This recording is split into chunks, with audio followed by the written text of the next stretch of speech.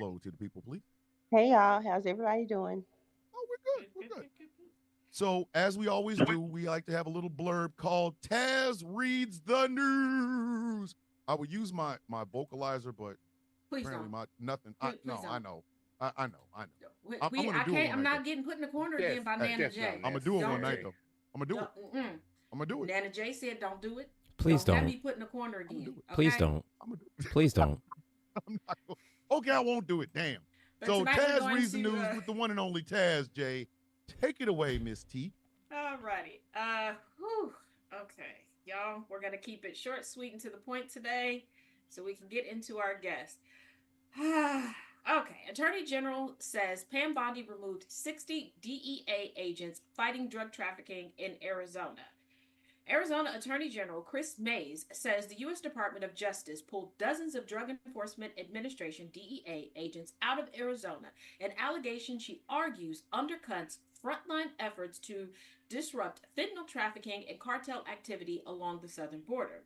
In late August 2025, Mays said the Trump administration moved 60 Arizona based DEA agents to Washington, D.C. as a part of a federal crime crackdown in the nation's capital. I need y'all to keep in mind that the current narrative in regards to Venezuela is fentanyl distribution, production, and crossing of the border, even though they haven't even come close to the border.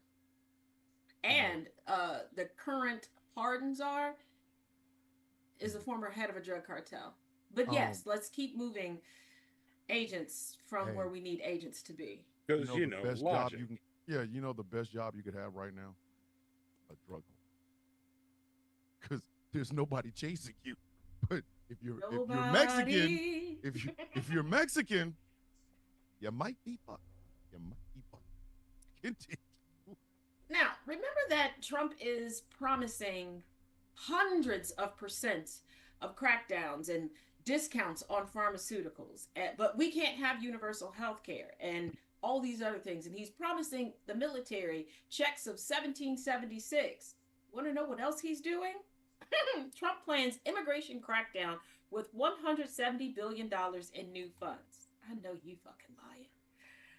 U.S. President Donald Trump is preparing for a more aggressive immigration crackdown in 2026 with billions in new funding, including by raiding more workplaces, even as backlash builds ahead of next year's midterm elections.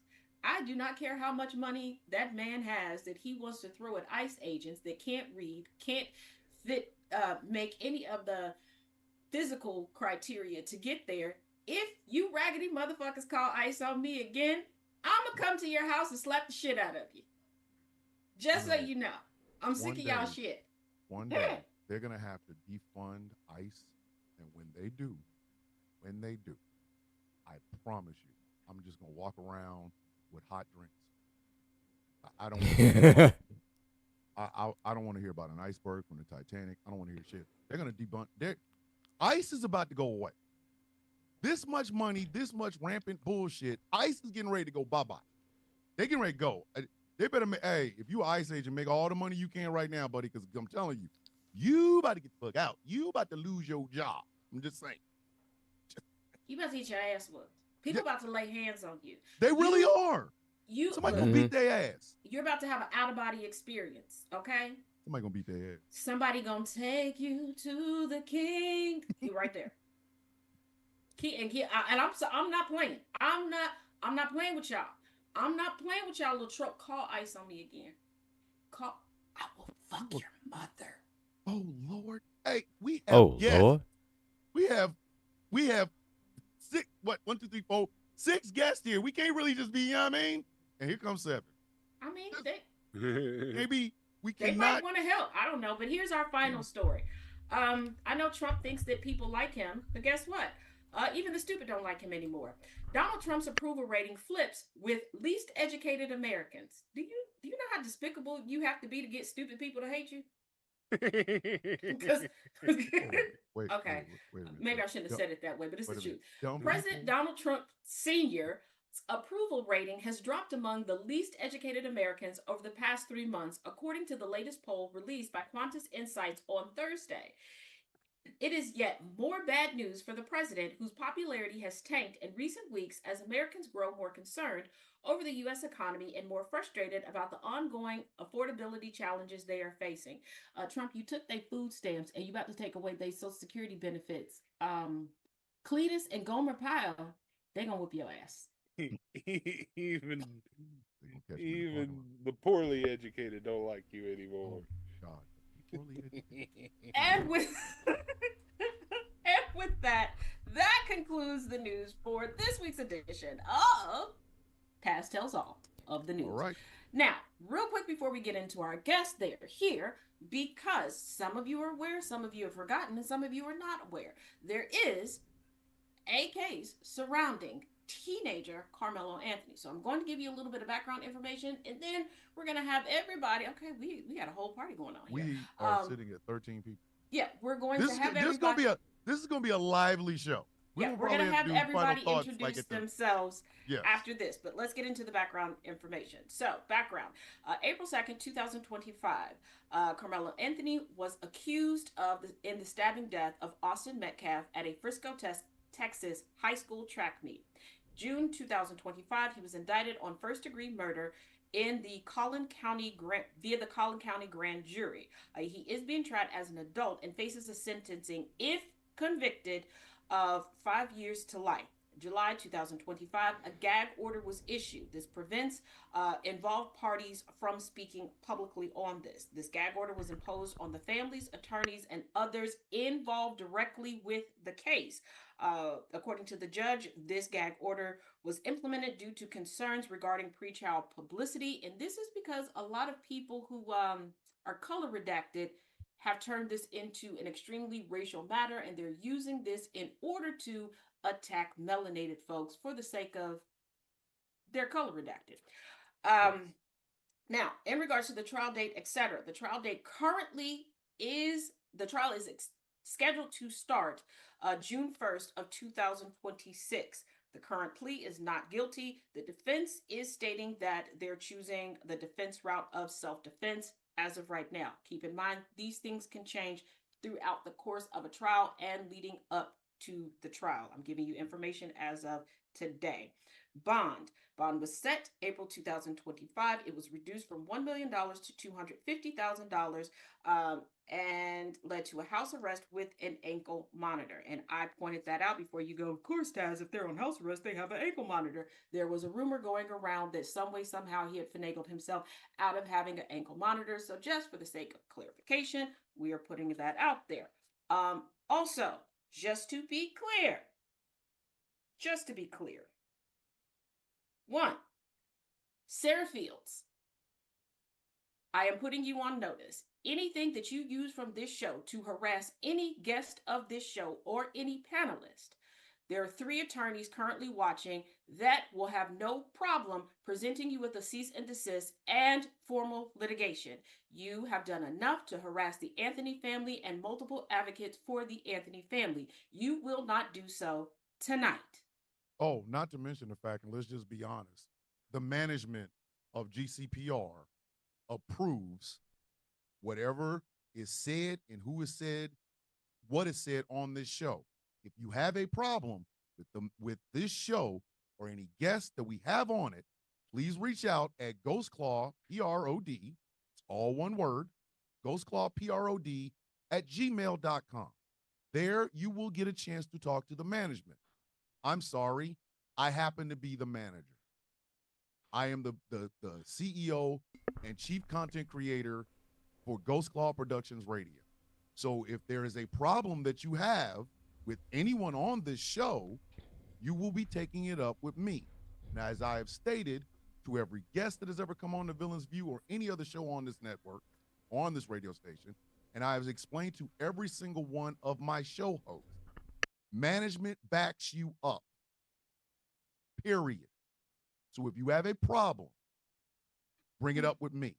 And if we see even a portion of this show anywhere on your whatever, we will sue your ass. Yes. And a little bit more housekeeping for those that do watch the Taz Effect. You already know that linked in my bio is Carmelo Anthony's Gibson Go link to raise funds for his legal fund. You can click that at any point to donate. Once again, let me be very, very, very clear.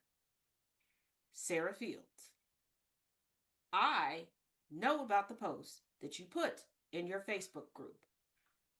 I am reiterating it. Said group is being monitored through the entirety of this interview.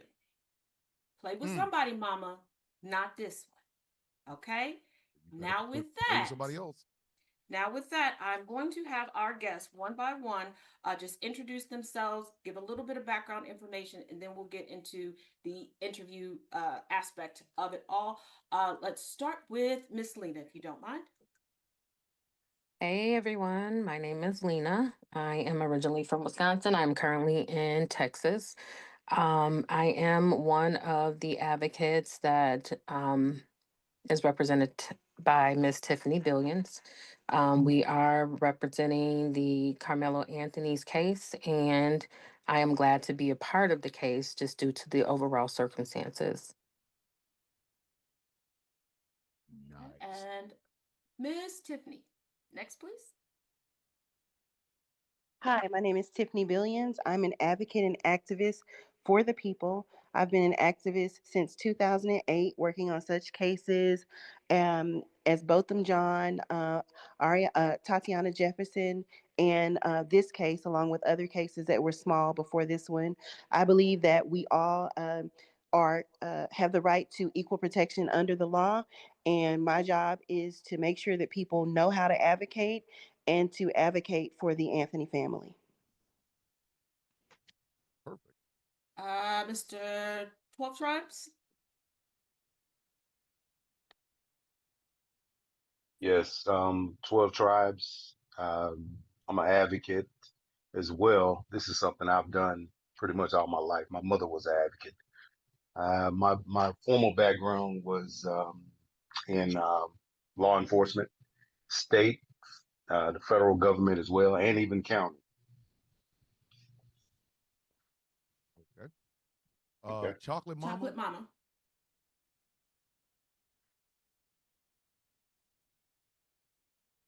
Hey everybody. I'm so sorry. I was running Oh. back to my phone. That's fine. I am an advocate. I work with Miss Tiffany Billions, and surrounding the Carmelo case, I am one of the individuals who put in a request to go and see the video that's being held at Frisco ISD. Okay. And Dwayne. Dwayne. Yeah, Dwayne. Good evening. I'm also an advocate. I'm a Texas resident, and I also just like Chocolate Mama. I did put in a request, and I saw the video as well. Okay.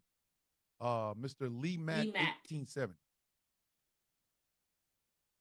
Good evening, everybody. I am an advocate for Carmelo Anthony. I represent Billions brand, and I am retired military and residing in Texas. And I'm really the quiet assassin. Oh, so what brand? Army, red leg. Red leg. Yes, sir. Listen, hoorah for real. Oosha. I got you. I got you. Okay. Vibe Chaser 22.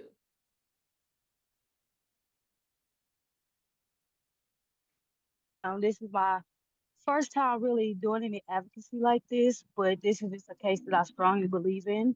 And self-defense is not a crime. Be there. There you I go. am that one.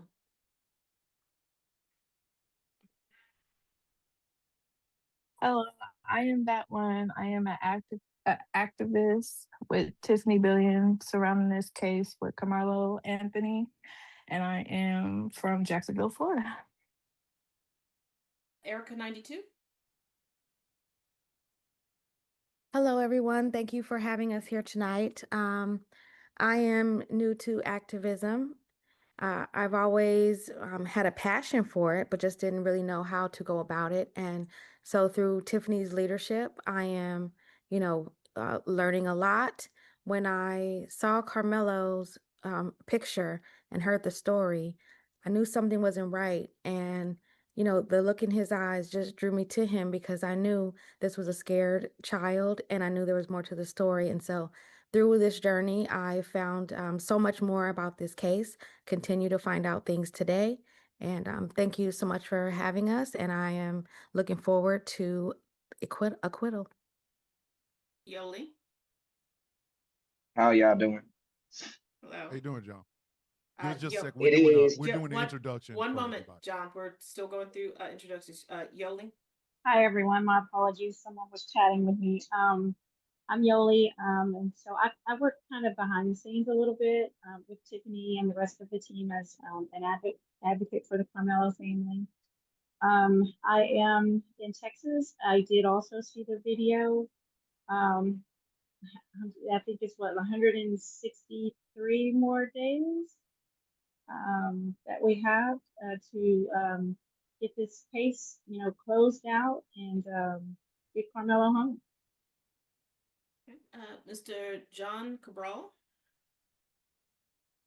You know what? I didn't realize that I joined beneath my official Zoom, but that's okay. I think this is a space where I don't mind y'all knowing my identity. He's the one and only prophet, y'all. How you doing? Hey, how you doing? We doing good. We doing excellent. I'm actually up here trying to get my baby a snack before he goes to bed. Absolutely. Alrighty. Absolutely. And Chirac Evil Queen. I believe that's what it says. Yes. Hello, I'm Chirac Evil Queen. Of course, Villain knows me. How you doing, friend? How you doing, ma'am? I'm good, and you? And I am also an activist for Carmelo Anthony. I'm also an activist locally in Chicago with the children of Chicago.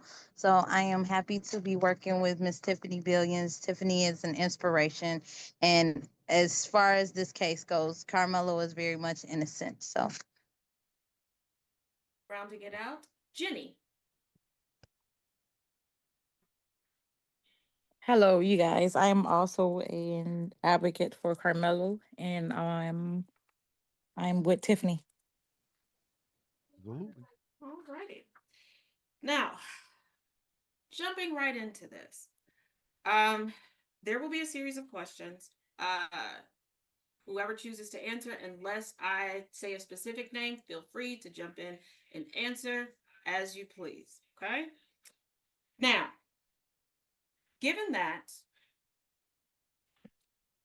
the Metcalf family, from the beginning of media coverage for this case, has made this specifically about race to garner sympathy, how, as an advocate, are you working to ensure that the judge and jury pay attention to the case and not complexion?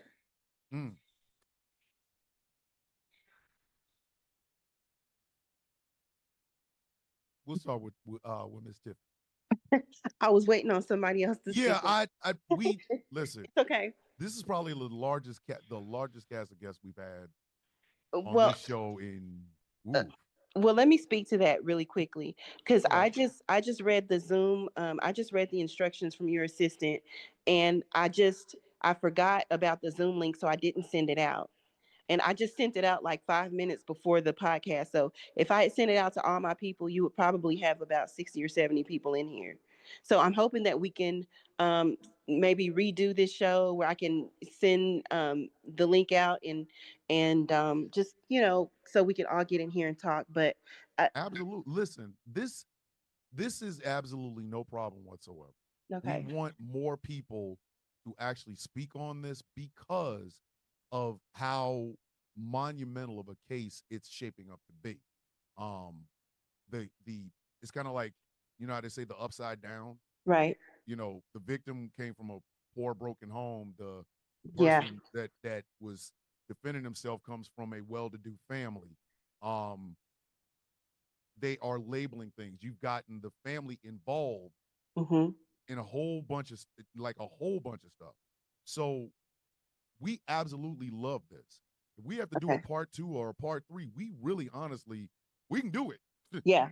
That's the beauty of this show. We can do that. Yeah, we're down for that. So the way that we're attempting to separate race from racial conjecture. We understand that the father's motive by actually inviting interviews, because we must understand that the father actually invited interviews. When the media called him to ask him questions, he invited the media out to his home to interview him, which is very strange, being that he had lost his son less than 24 hours prior to.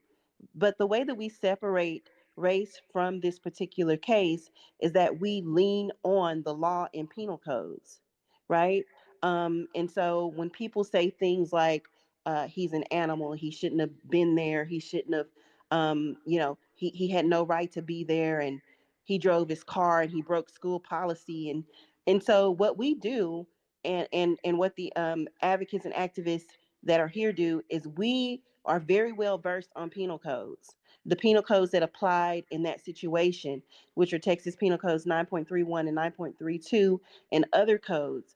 And so we stick to the facts. We keep it, we stay along the baseline of this is the law, and the law applies to everyone equally, right? And so when we stick to that foundation, what we find is that on the other side, it's just a bunch of emotionalism.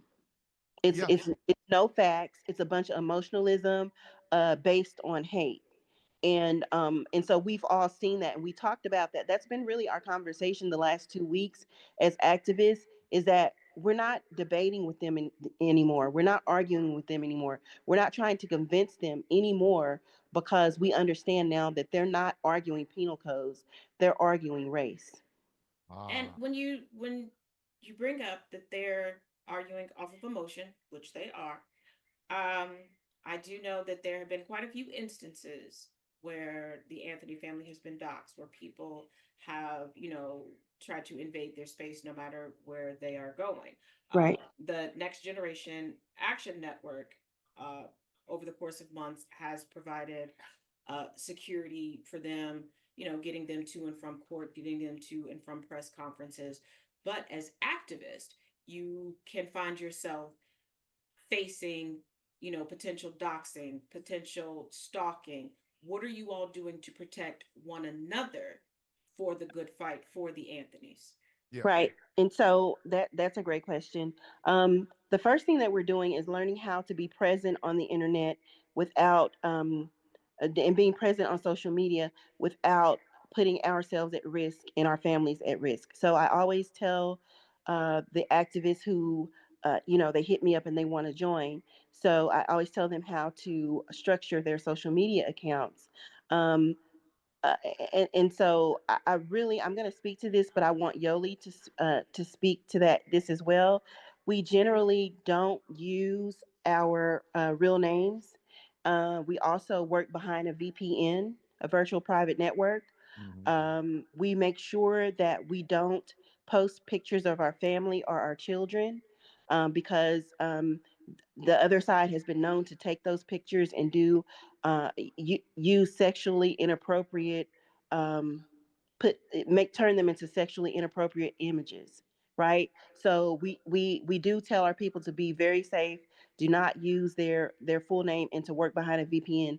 And Yoli can speak more to that. But before she speaks to that, I wanted to answer your question about the Anthony security and their doxing, or your statement about that. So and this is why we raise money for them, because even with the security that they're being provided, that they were being provided by NGAN, that costs them like on a weekly basis.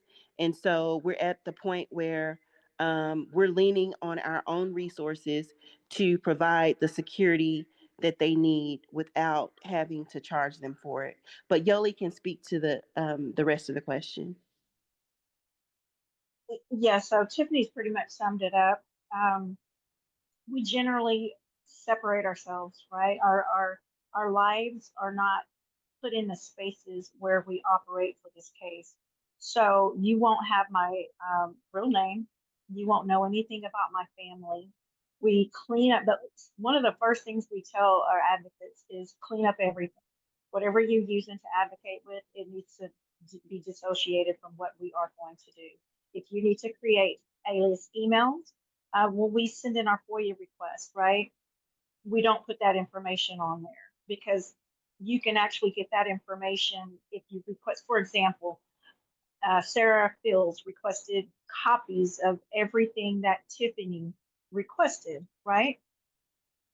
If she requested that information from any of us, and we, put our real information on there, then we doxed ourselves basically, right? And then she goes down this rabbit trail of finding additional information about our families, our jobs. In some cases, they will take that information, share screenshots about our advocacy, and turn it into something negative and attempt to get us, terminated. So it's very important for us to use things like the VPN that Tiffany discussed, which puts a different IP address on the work that we do, right? And that helps to eliminate being tracked down. So those are some of the things that we do to help eliminate us being doxxed from the oppositions because they are vicious. Given that people like Sarah Fields, who markets herself as an investigative journalist, which I find hilarious, because perusing the parameter of all her profiles, the only thing she investigates is how to increase her racism. But I digress. Have you all put together a legal team or legal fund for yourselves for additional protection? I'll speak to that. So we are in the process. We just started doing that within the last 2 to 3 weeks because initially what we thought, and maybe it was wishful thinking, was that if someone doxed us, if someone harassed us, if someone cyber stalked us, and we had screenshots to prove all of this was going on, right? We thought that we could reach out to the FBI and we could reach out to the Department of Justice, and we could also reach out to our local police department with screenshots and with proof of even audio of them threatening us, and the local police and the FBI would do something about it. Well, it took a while before we realized they're not going to do anything about it. And once we realized that we're not receiving responses back from the authorities and this stuff is going on, I decided to assemble a legal team, and we're still in the process of doing that. It is almost complete, but and I'm excited about it because most people look at Sarah Fields' profile and they look at the fact that she's a Republican chair, which is basically a volunteer precinct position, which you just make sure people are voting and make sure the booths are clean. When you report her, they look at her position, the law enforcement, and they say, "Oh, well, um, she's a journalist. We're really not going to take this any further." And Oh yeah, so, they ignore it, and they also ignore the fact that she only got that position because she conspicuously keeps running unopposed. exactly, I love it that you've done your homework. Oh Exactly. yes. Yeah. This woman's on TikTok, correct? She's She's on on TikTok, TikTok she's on and Facebook, Facebook she's on and Instagram, Twitter. she has a Correct. She's YouTube channel. everywhere. All right, because I'm about to She's find been her. 'Cause- banned from a couple of places. A few people locally, she's been accused of not paying them for some things. And she does have a few things in litigation right now. And her GoFundMe, maybe you shouldn't have put that out there, Miss Fields, because nobody is a threat to you. And Right. you weren't exactly using those funds for what you said that you were using them for. Maybe you shouldn't post so Are much. we talking You about the slipped person up. that's named Sarah Hutch Fields. Uncensored? Yes. Or Sarah Yes. Hutchins. that's her? Yeah. Mm-hmm. Yeah, Yes, she looks that's her. exactly like I thought she would. That Mm-hmm. Right. I had this thought in my mind about what she looked like, and now I'm like, damn, I am right on the nose. Like she looks exactly like what I thought she would look like. Now, She's like the sort of person who wants to sue. I understand that you all are appropriately taking steps to protect your identities and everything online, but at some point, advocacy has to move offline. What are you doing um, offline to advocate for the family? And we'll start with that, and then we'll have a secondary question afterwards. So when you talk about offline advocacy, um, I guess I'm trying to understand what you mean by that, because so much is done online. If you could define, you're saying things that are not done on social media. Offline, as is there a team that will be in the courtroom when any hearings occur? Is there a team that, if enough funds are not raised, will be able to and willing to take up security details? Is there a team that's willing to do some legwork, maybe some paralegal work in legal libraries for the Anthony family, things like that, things that Okay. you may not be able to do from behind the screen? Right. So we do have a team. We just recently got a team within the last 3 days. Um, who It's a security team, and they will be providing security detail. And I was just speaking to Yoli about this. I think it was yesterday or today. They will be providing security detail for the Anthony's whenever they need it, and especially during court. And so we just recently came in contact with those people, and we're still speaking to them regarding court hearings and things like that. There's a gag order and a protective order on the entire case, and so no one is able to attend the hearings um, except for the defendant and the prosecution and the attorneys. And so that's an issue as well, because the gag order and the protective order have absolutely nothing to do with court attendance, but the judge, who is a crook, and I have to say that the judge, who is a crook, has extended these things to attempt to make them cover the hearings. So the hearings right now are not open to the public. FOIA requests are not open to the public. So we are located here locally, and that was the idea, to have a team, but we don't have access to the courts right now, and we're fighting for that access. The other thing is, we do have a team of lawyers that work online and both offline, um, in support of the Anthony's. And also, so they're working in the background, and they're telling me what to tell the Anthony's to tell their attorney, right? And also, we have a team that works offline, and they monitor the harassment, but that is only been going on for the last 2 weeks. So I do have a question about the harassment part of it. Um, I'm sure that the Anthonys have made police reports about the harassment that they're getting. Has anything come of that? Have they done any sort of investigation or any of that because of those? Absolutely not. Absolutely not. So the first um, stint of harassment happened after they were doxxed by Sarah Fields. They were doxxed, I believe, on April the 15th, the same day that Carmelo was arraigned. I mean, the same day that he was released on bond. And Sarah Fields published their address, and within hours, there were at least 3 truckloads of white men riding in front of their house, who had somehow got into their gated community, riding in front of their house, waving guns. And Mr. Anthony called the police, and the police came out and said, "Oh, those are not real guns. We can't prove that those are real guns." And so Mr. Anthony got on the phone with Dominique Alexander of NGAN. It took Dominique to get a while to get from Dallas to Frisco, and when he got there, he demanded that the police document what was happening, the harassment and the threats. And the police documented it because Dominique, he demanded it, but they didn't move on it. We're documenting it. It's an incident report, but we're not going to move on it because the guns weren't real, the threats weren't real. And so I've even reached out to the Department of Homeland Security. Someone told me to reach out. They had a contact out there.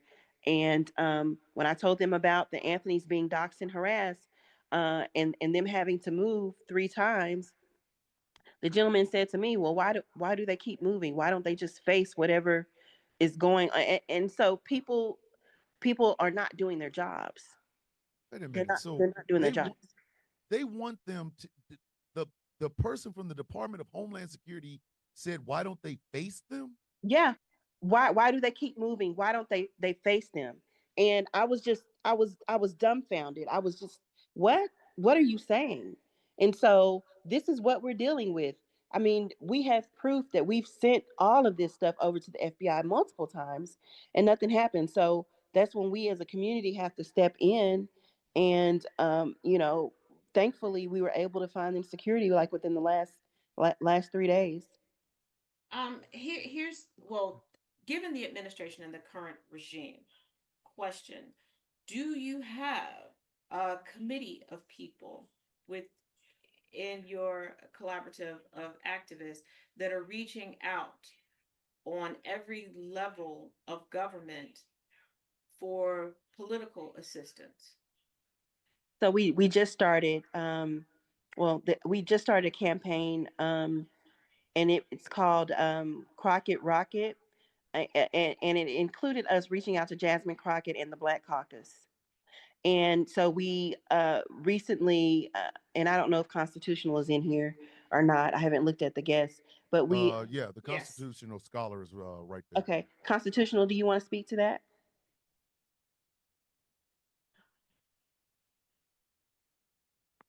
See if he'll come off mute.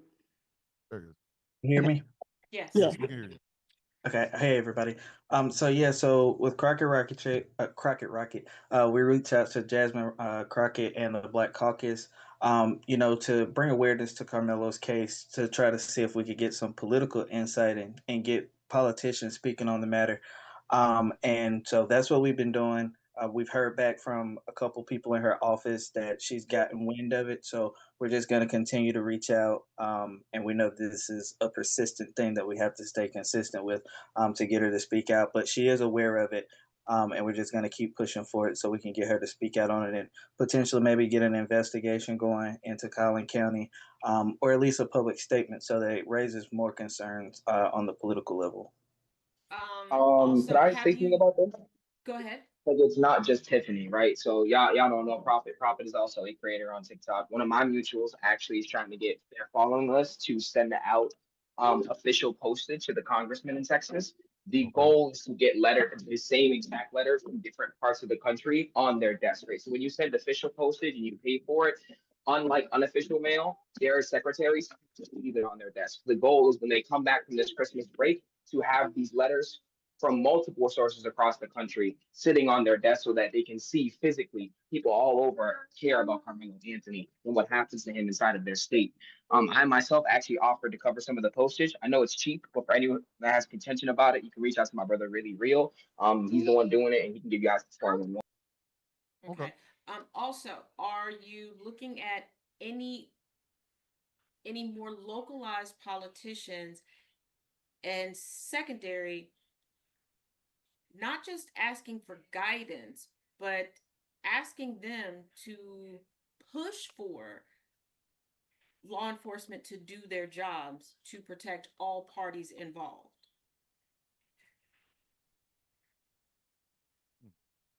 Go ahead, Prophet. I can step in if you all want me to. Go ahead. Absolutely. Absolutely. So, as a team, we are running multiple campaigns to try and push information out to appropriate sources. That way, we can get the backing, and not only the backing, but the funding for the Anthony family because they are in need due to their circumstances. We collaborate on many different levels to ensure that the campaigns that we are running are going to be successful and we reach the right people and the right audience to ensure not only the safety for the family, but to also make sure that the family again receives the funds that they need because they have received so many threats. They have, again, been doxxed. We just want to make sure that this family is protected, but most importantly, we have to remember we're dealing with a good old boys type city.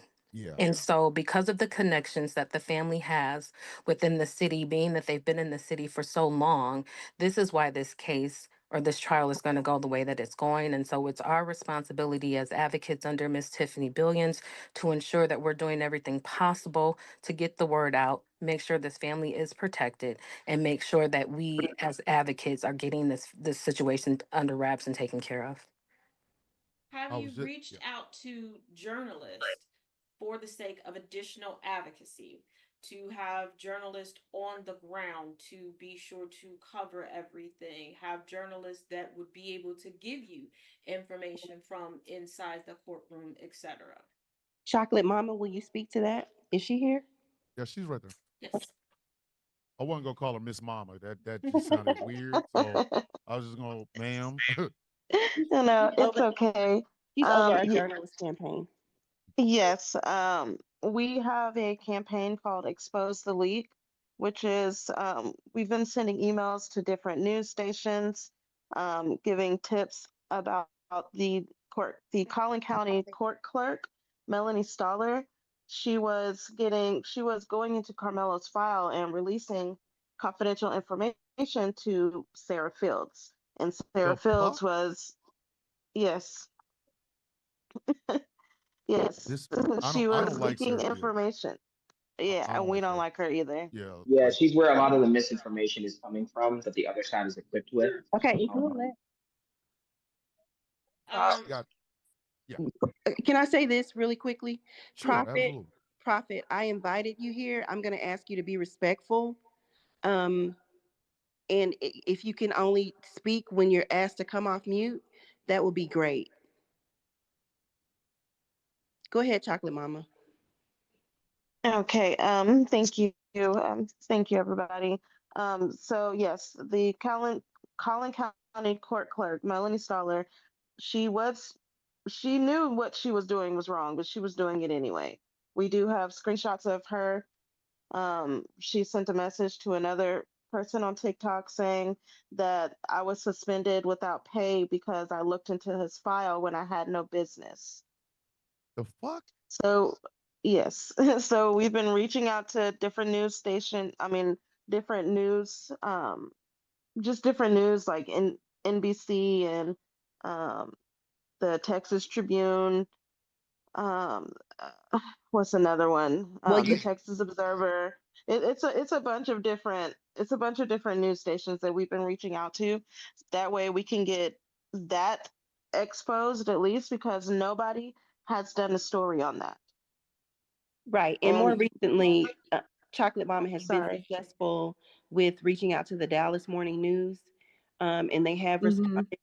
And so we've sent them a packet, which includes all of the screenshots, all of the messages, and the Texas ethics complaint that covers the violations that occurred when Melanie Stoller uh, sent information to Sarah Fields. And that includes abuse of official capacity and the violation of Carmelo Anthony's civil rights. So, to answer the question whether or not we've been proactive with speaking with the media, we've been proactive in trying to contact the media. What we noticed is that Sarah Fields released the indictment before the indictment was actually released to the public. And that was concerning. We knew that there was a leak on the inside. The issue with this is because it's MAGA season, right? Of course it is. Because it's Of freaking course it MAGA is. season, when we reach out to these outlets, which we do multiple times a week, and they see that, oh, they're talking about Sarah Fields, the journalist, or these people are Republican that they're talking about, then it's mum's the word, everybody's quiet. So when we can get one or two journalists that hit us back, and we're trying to see if they'll do the story, and so that's where we are right now. That's where we are I'm right now. I'm gonna be brutally honest with you. This all smells like they are setting up some bullshit. Now I am in no way, shape, form, or fashion asking any of you to talk on the case. Promise you this. But there's no way this Sarah Fields person is still walking around here throwing out information that she's not supposed to have and nobody notices. Like it smells like some shit's about to go down. They notice, but given national events right now, and the Department of Justice, most notably the sitting Attorney General of the United States, needs a makeover of their reputation, of how the public views them. Do you have a plan set in place to get information to the DOJ, specifically the Attorney General, so in the hopes that as she's on this redemption tour, she will help the plight of Carmelo Anthony. Absolutely. So the plan is to alert the media, to bring media attention to this. And once we get that media attention, to file a complaint with the Department of Justice. So the plan is to get that out there first and then file a complaint. So let me just be clear. A complaint has been filed with the Department of Justice regarding the harassment, regarding the doxing that Sarah has done. And the response that I received back was that I needed to contact my local law enforcement. That is what the Department of Justice sent me. So what we're doing now is that we're getting the media involved. If we can get the media to question this leak, because how in the world was Sarah Fields able to release information that Carmelo was being indicted, but she didn't on June the 24th, but she didn't submit her FOIA request until June the 27th.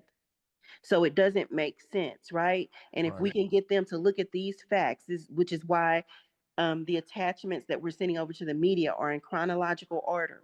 This is what happened, and then this happened, and that happened, right? If we can answer all of those questions and get the media involved, then I'm sure that when we reach out to the DOJ the second time, then maybe they'll be more responsive. So we have reached out to them. We were referred back to local law enforcement. So now we're involving the media, and then we're going to reach out to the DOJ again. This Have absolutely should be you a tried? Here's my question. When I'm saying to utilize the Attorney General and the Department of Justice, I'm not talking about through reports. I'm talking about through addressing them like, hey, I know that you don't like being looked at as the villain. Here's a way for you not to be on the wrong side of history. Do you get what I'm saying? I get it. Mm-hmm. Also, have you considered utilizing outlets such as I don't agree with all of them, but you know, got to do what you got to do to get the message out. TMZ, Shade Lord. I thought it was things either like that. TMZ or Fox. Either I was about to go, girl, listen. Well, first of all, I cannot say the other one because we know Mr. Man loves to report everything. I said I can't. You can. Okay. I can't because Fox as soon as I News. do, yeah, he loses his mind like Puppy I done face stole fucker. his best friend. Old sock smelling bitch. I can do this. I'm retired. I don't care. They can't do shit to me. I'll say it. TMZ. Tiffany, I'm sorry. May I answer that? Go ahead. Please, absolutely. Somebody went. TMZ was live a few days ago, and people were in their chat, putting "Free Carmelo" and some other, of our slogans for Carmelo. And TMZ basically turned their comments off and muted them for their live. But yeah, TMZ wants clicks, likes, views. They want ratings. So has a press packet been sent to them? No, a press packet has not been sent to TMZ, and that is something that we can do. And that's why I also brought up the Shade Room. Like I said, I don't agree with them. I don't agree with them, and I don't agree with their tactics. But because these are outlets that want attention, they will put out what's sent to them. So I'm just asking, has that been considered? I'm gonna tell you, if the Shade Room gets involved, I mean, it'll be a great story, but the Shade Room is owned by some shady ass people. Yeah, I know. So you know what I mean. Also, let me interject. I've this 12. I've reached out. I didn't even talk to Erica, Tiffany, none about this, but I've reached out to Angela Yee. I've reached out to her, and you're exactly right. And what I was hoping was once I contact her, TMZ kind of rolls off those kind of outlets. You know, so if you can't, we can't go directly to them. They'll roll off it. Angela Yee, like you guys said, they looking for gossip. Yeah, Angela Pretty You know, much. and Yee, yeah, Amanda yeah, Seals, I, yeah, Jubilee. These are yeah, places that, yeah. So like I I've reached said, out. they're not the greatest, but if you want the attention and you want other outlets to kind of dogpile on it, because once somebody else feels like they're being scooped, they're gonna jump on it. They're gonna be hungry for information.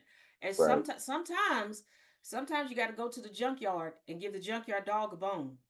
Yeah. I Well, I'm mean, trying to Roland set up Martin is like an still out interview there. for us. I'm trying to Yeah. actually set up a outlet like what we're doing right here with Angela Mhm. Yee. Actually, I hadn't even told anybody that. I ain't even talked to Tiffany about it. And because I don't do a lot of talking, you know, I just try to get the walking, get the work done. And so we'll see what happens. But I've I already mean, reached out. So we'll see what happens. But we are, yeah. The the answer to your biggest question, yes. the biggest voice I would think as far as black journalists is concerned would be Roland Martin. And so Roland we've reached out to him. and got no feedback from him at We've all. reached out to him at least 4 to 5 times with the entire story, the narrative, documents, and nothing back from him. The only person that has responded to us is Dallas Morning News and Claudia Jordan. Um, I'm going to And put Snoop this. Dogg. Yeah, I'm gonna Oh, put this out and here, and Snoop Dogg. it may sound Yes. weird, but right now she is on a I don't give a fuck tour, and she's reminding people that above all else, she is a black woman. Have you reached out to Holly Berry? I have not. No, we have Holly, not. Holly Ooh. Berry is on our list as Ooh. someone that we're reaching out to. I have a list of about 70 athletes and celebrities that we are contacting through social media, email, manager, directly on all platforms. If you get a hold of Holly Berry, could you tell her No, hi? Thomas. Kiss Yeah, my and Halle we're Berry was the also finest woman out in America when I was growing up. If I get a chance to stand next, if somebody knows somebody to I stand next to somebody, said what I said. why? Till you See, pay your snack debt to me, sir, I, you okay, will I get no looky I will loos at Miss FedEx you Berry. a Well, bag then of see Reese's Pieces. if it's not for Thomas, then how about then? IT twin, yeah, you can be there. Yeah, go Yes, sir. Yo, that's for real. We gon' Yes. for real. That's how we do now. Doing shows together for a year. Y'all just wow. That's wild. See, I am I'ma a cry in the great little car. sister. Okay, I'm but gonna no, cry in the car. I'm just tell y'all I'm cry crying in in the car. Cry Say, in the car. I'm go gonna and cry cry. in the car and then go into my house, which is right next to the damn. I don't give a damn. I'm gonna cry in the car. Go and cry. There. Go You and don't look cry. like I can. Take a picture. Write it down. Record this. Screenshot it. I don't give a damn. Say, while you crying, I'm laughing. Yeah, I'm using a soundboard. Tomorrow morning, I'm making sure to let y'all know that my co-host on the Villains View won't let me get a shout out from Halle Berry. I'll I make a think whole that's segment on the bullshit. Taz effect. I don't give a damn. That's I will bullshit. make a graphic of you crying and put it in the back. And I Listen, will spend the first 30 minutes of my show I will take the picture roasting of you. Halle Berry wearing a Free Carmelo t-shirt. How about that? I leave for an hour and it devolves into this. Yes. It was I'm just saying. going fantastic. I loved it, and then it devolved into that.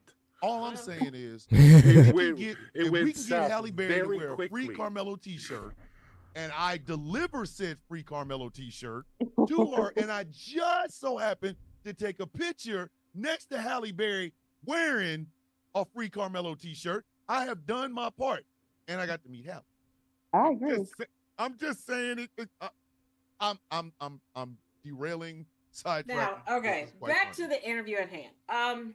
Now, for a lot of people, and especially young people, they hear the word activist and they think of the most notable historic figures. They think about large creators on social media. What is the reality of activism in this day and age? I think for me, it's just to establish fairness in an imbalanced system. especially in this situation where we're dealing with a situation that involves an African American young man and a Caucasian young man. I think it's very important that when their voice can't be heard, there are others that stand in place to make sure that their voice is heard and that the correct message is being relayed and that they are treated fairly in whatever circumstance they're in, and also making sure that all laws apply to all and not just one set group. I'm gonna ask y'all. I'm gonna ask a question. I'm not derailing the interview, but I'm gonna ask a question, and anybody can answer it. It really, when it comes to something like this case, this particular case, where we have a young black man who will be fighting for his life against not only the the justice system, which has always been, you know, partial to break our ass when it comes to black folk, but the good old boy network, the age of social media, the Trumpification of America, Texas as a whole. Do you, and I don't know if any of you have ever met Carmelo, but does that take a toll on any of you knowing this? Like, I get it. You are activists. Every one of you is activists. You are there to fight the good fight for this young man. So I know whatever you guys are facing pales in comparison to what Carmelo Anthony, his family is facing. But does it not get to you at some time?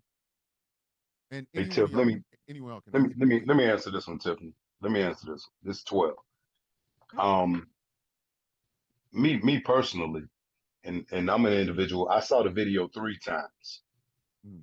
I went to go see the video 3 times. I don't think anybody went to go see the video that many times.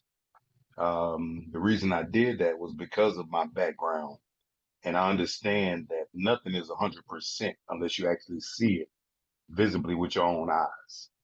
Okay. I don't go up on panels. I don't even really go up on my own people's panels anymore. Yeah. I love what they do. Chocolate Mama, you know, I sit back and laugh, you know, at her. I think Royal, he does panels and all of that. Big Tiff will come up. When Big Tiff comes up, Big Tiff, she's fantastic as well. I mean, she's fantastic. You know, but I'll just sit back and I'll listen because I went to go see that video 3 times. And I know that once you go do that, once you go and see that, once you see that video, it changes everything, my friend. Everything. That is the reason why we're fighting and we don't get disheartened because once you see that video, you it's nothing else to argue about. And you're talking about someone who went to go see it 3 times.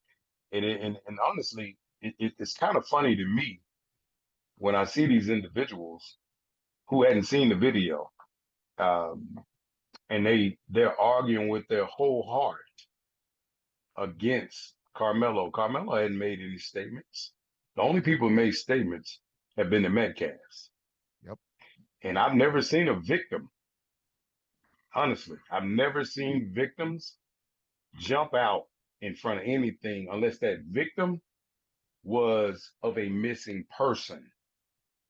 You understand? Then you go out and you plead to the public to find your son, your daughter, your mother, your father, whoever's missing. But I've never seen a situation like this where your son was involved in a situation and they were unalive and you run not even 24 hours. You let the media come. I don't know any mothers who would do that. They can't. They're distraught. And you're talking about a boy too. So you know, as boys, we close to our mamas. Oh, of course. You understand me? Boys close to their mamas. Normally, girls be close to their daddies. That's their first love. But I've just never seen anything like it. And that's what raised my attention. I don't know the Metcalfs, and I don't know Carmelo Anthony's family, but that's what brought it. Kind of raised my eyebrow to. I'm like, wait a minute, what's going on here? See, I live in Collins County, and let me be clear with y'all, with everybody within the earshot of this. Most of the people who are doing all this race baiting and rage baiting and all this stuff, they don't even live out here. They don't even live out here. Yeah, I was You literally going to say that next, because a lot of the pushback, a lot of the bullshit that I've seen since this happened has never been from any member of the Anthony family. It has never been from Carmelo himself. It has always been just random white folks who everybody got an opinion, but nobody knows what the hell they're talking about. No, and they're generally garnering all of their information from subreddits. No. And a very, wait a minute, we'll say subreddits interesting, as in from like Reddit. And a very interesting Twitter. Yes, I know what his adoptive stepdaddy calls it. I call it what his OG daddy named it. Twitter account. Let's say X gonna give it that that first of all, racist, you let us know every single day that betwixt your ears and behind your eyes there is nothing there. And I would say I feel sorry for you, but I don't. But I do want to say this. That's sleepy. Because I have some questions from some high school students, specifically high school boys who also run track and field.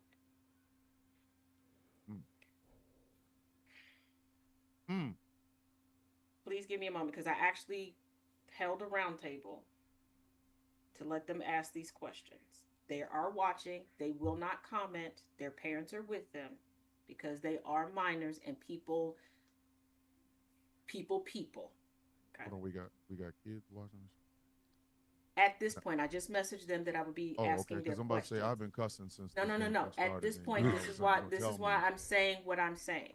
Okay. I was just checking because for those in the panel that do not know, I also teach Black history, and I work with Black people who choose to homeschool their children. So this is the perspective that they are coming from.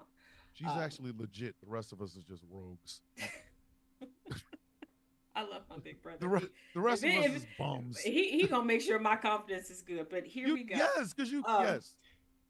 I'm just the voice guy. Hey, if I host, take pauses, let me ask you a question. Can I ask a question, host? Go ahead. Sure. Let me ask you this.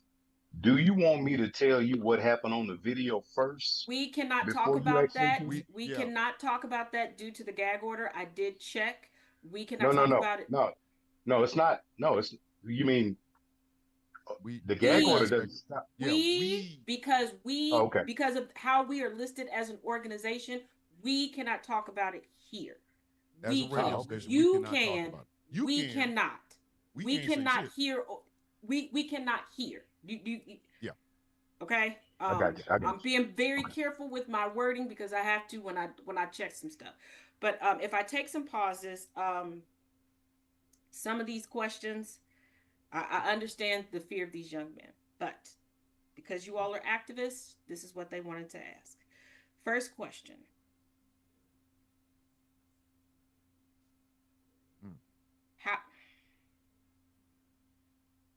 How can we defend ourselves and make it home to our mothers?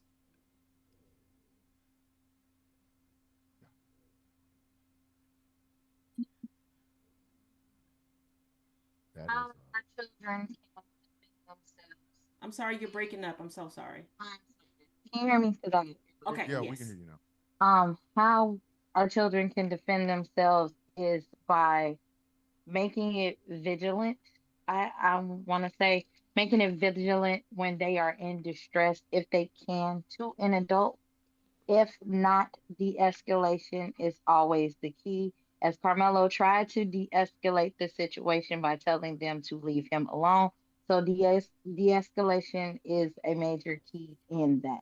If they feel as though that they cannot defend themselves, I would suggest, and this is just my personal, I would suggest trying to find a supervised adult. If not, I say handle your business how you see fit. That is just my personal belief. I Next, agree. I'm sorry. next question, and this came from virtually all of them. To those when you're watching, I had to paraphrase because all of y'all said this in a different way, so I'm putting it all together. Um, how can they support and advocate for Carmelo as students themselves? Let me go back. Let me go back to the question you asked previous. Bullying needs to be in the forefront of all schools because that's the reason we're here right now. Bullying needs to be at the forefront of every school. It literally needs to be almost taught in classes. This is something that needs to be taught not just to the children, but to the parents because the children learn what the parents taught them. As we've Yeah. seen in this Carmelo Anthony's situation, because the father came on pretending that he was, this is not race, this is not this, but yet he called a black woman the N word and all other kind of stuff that he said. So when you got to tackle an issue about bullying, and honestly, Texas, the laws that we have out here, they have to be changed. That's just simple as that. Now you want to look at them being changed now, but these laws that they put out there, these laws defend Carmelo, and that's just what they did. But the laws never were supposed to be for us. See, it's just a turnaround. You guys said that earlier. Yes. That's And the problem. but see, that's one of the problems. That's one of the things that I'm afraid of when it comes to this case. By law, by every definition in law that I've heard since I was a child, you can defend yourself. Somebody runs up on you, you can defend yourself. You can defend yourself. But now, I think I really do honestly believe that they want to try to change that when it comes to this young man. Prophet, you had your hand up. You want to say something, sir? Yeah, I just wanted to give a message to any of the youth watching, right? And I am gonna tell something slightly anecdotal if that's okay. So circa 2020, I came from a very predominantly white tea town. I graduated that year. One of the white tea women that I went to school with actually went to my school and did her best to organize a peaceful protest. She reached out to an organization I was working with at the time, and we actually went on to take it further. And we did an entire teacher development day. And I spoke to the whole district alongside some part-time professors in Boston University about DEI and how to better protect their BLK children. The point is, activism does not have a start date. It doesn't have an age requirement. You can go to your school and do these lobbyings, right? You yourselves can reach out to local organizations and ask them to come help you if you feel like you're not safe. There is no age start or end to activism. It's just when you get up and decide to do something. Makes sense. More specifically, they want to know as high school students how they can advocate for Carmelo. So let me say this. The first step of advocacy for them as high school students is going to be to have conversations about bullying, right? They need to talk about it. The second step is if they see something, say something. Because I promise you, these boys had a history. They had 6 hours worth of bullying records, right? And so, what I want these young people to do is if they know anyone, that person sitting in the back of the class is always quiet and being bullied on, speak up for that person, say something, tell the bully to stop it and that you see them. If you feel like you're going to be bullied, then you tell the principal, you tell the teacher. The first thing is not to be silent about it, right? And the second thing is to be proactive about it. You're going to speak up and you're going to say something because even in those things and doing that, you are helping to support Carmelo because Carmelo was bullied. And so it's the same action. As far as them getting involved, we had a campaign for young people where they would, they were saying free the footage and and they were attempting to help Carmelo, with their voices and saying we support you, Carmelo. And unfortunately, we want to. Unfortunately, they were. Their video was taken. It was placed on Sarah Field's page. She threatened to call CPS on the parents for allowing them to participate in the video. It was our Hey Carmelo campaign. And so what I want them to do is internally within their schools and within their, even if they're homeschooled, right, to have conversations about bullying. We don't want them involved in a way that's going to show their faces or their names or anything like that, because we need to protect them from the evil that we're experiencing right now. Yeah, Yep. she really tried to spin a narrative with that. She's Yeah. very, How very did hell, duck. how the But how the real, fuck did real she get so much quick, power? because some of these students Well, have to go. They collective from the parents have a message for everyone here. Um, thank you for what you're doing. As parents of black boys and as black boys, we haven't thought that they would be protected or we would be protected. We've been afraid because of what happened to Carmelo. To know that people will fight, sorry, have to scroll. To know that people will fight for us as black boys when the country tells us that we're not worth anything means the world to us. Thank you. Sorry, scrolling again. Thank you, and we will do what you said, and we will fight from where we are to help as well. Please be safe and be blessed. You know, my wife and I were talking about this today. How in America, when black folks were patrolling their neighborhoods, uh, like the Panthers were, it was a problem. It was they were socialist group and this, that, and the third. But when white supremacists and those gun-toting idiots have their little compounds doing the exact same thing, nobody has ever used COINTELPRO to get rid of the Triple K. Nobody's ever had COINTELPRO to get rid of white supremacist groups, but they always seem to have it when it comes to black folks. We always have to tell our children that we got to walk on ice to, assuage the feeling of racist white people. In America, it literally will tell us over and over, we have to make ourselves smaller, so that these people can feel better. But they never do the same thing for us. This Carmelo Anthony case became a race case because of the Metcalf's father, period.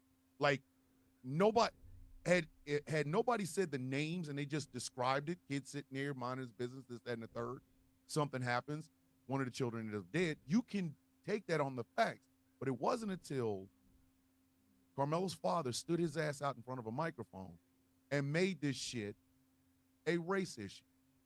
And now that they're having a conversation about it being a race issue, now Carmelo has to walk a fine line. His family has to walk a fine line. Not too much money, can't flash, very humble, this, that, and the third. Whatever they do with their money, we gotta scrutinize it. But the fucking Metcalfs, the Metcalf mama and the other son were on fucking Fox News.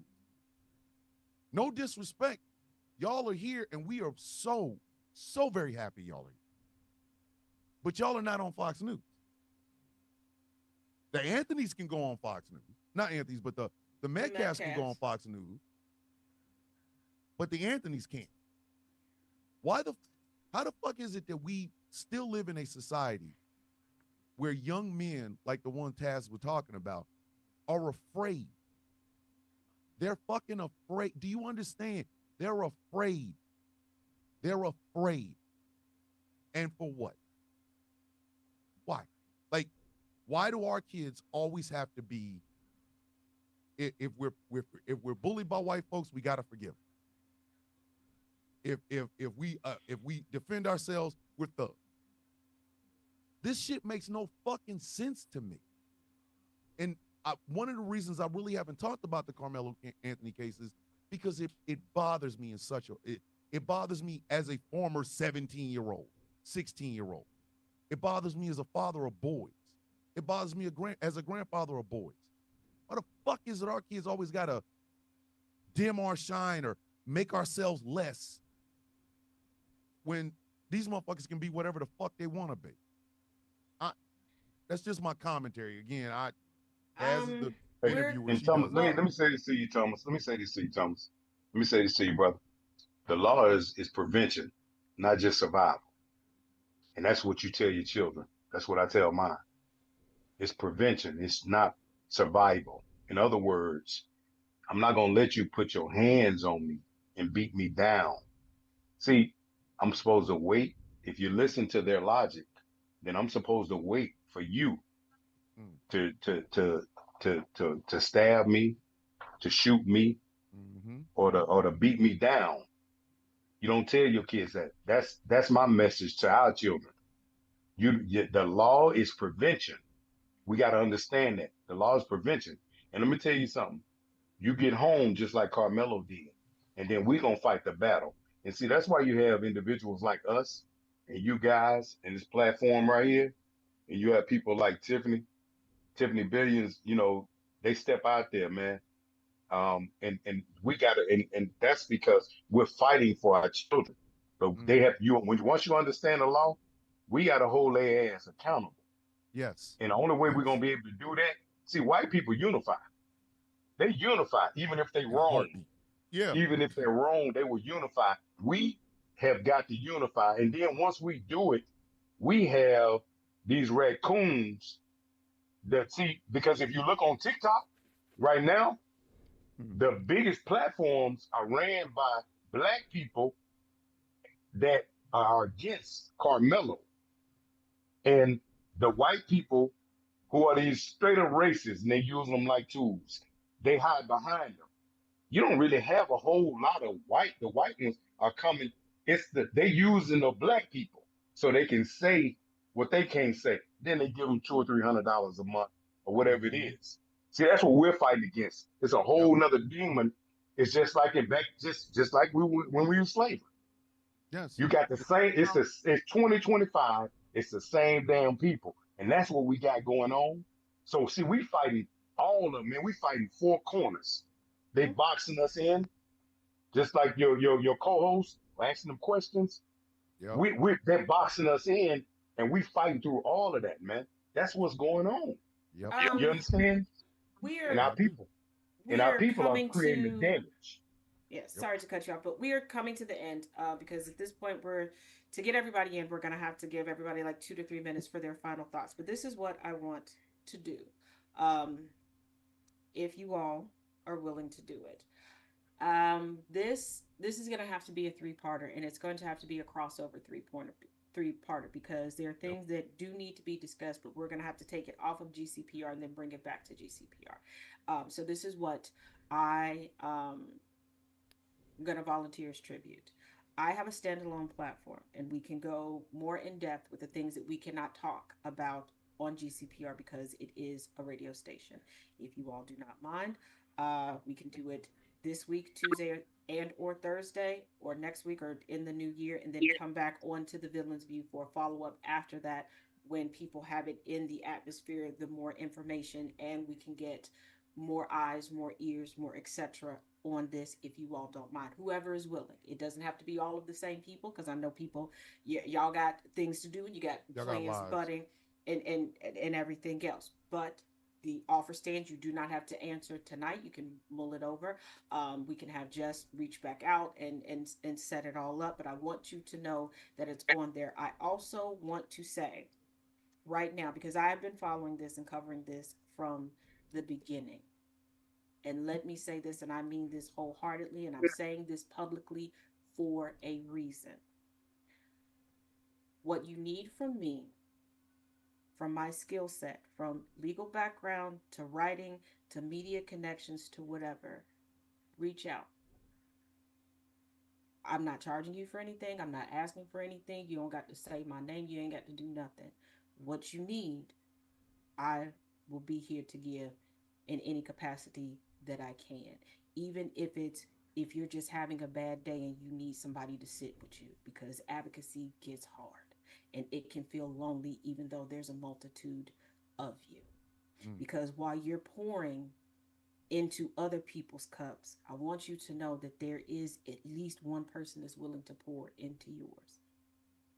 that you don't stand alone, because even it could be 100 of you, there's going to be those days where you will feel like you were the lone person out there. And I don't want you to feel that.